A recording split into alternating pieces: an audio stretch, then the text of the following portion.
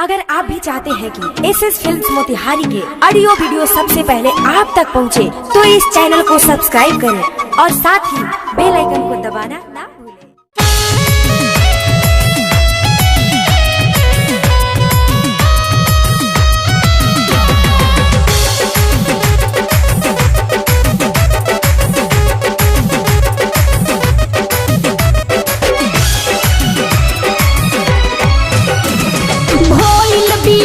जब रहले उ बहारा करत रहस प्यार सखी हमरा से गहरा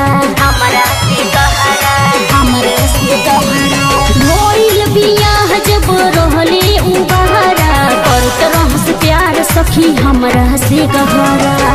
खुद देखी सुंदर रूप साया गराई गोइले, देखी सुंदर रूप साया गराई गोइले। हमर मंगिया में देखते से नुरवा सखी हमार नैहर के यार पगलाई गोइले।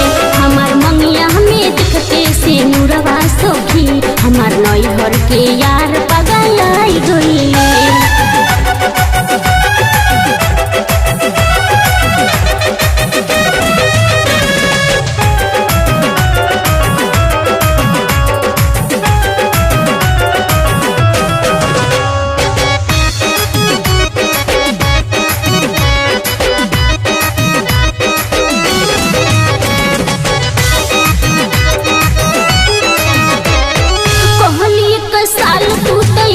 इंतजार करो हमके भुला जानी हमरे से प्यार करो।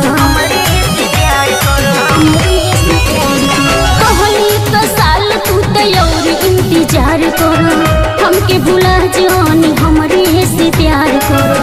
तबली रचके में तबली ससुरा से सगुना सखी आई गइले, तबले जाई के दिनवा धराई गइले।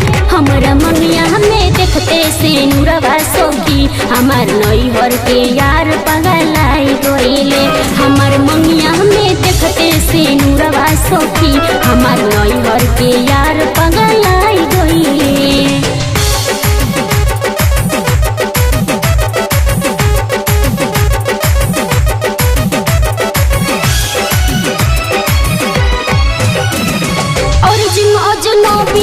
नैहर के रोवे बाटे जोन घाव दिल में साबुन से धोवे।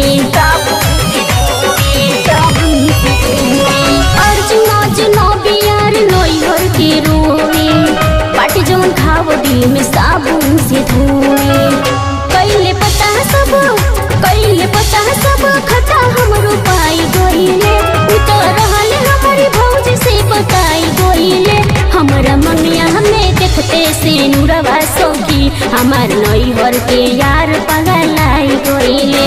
हमार मंगिया में देखते से नुरवा सखी हमार नैहर के यार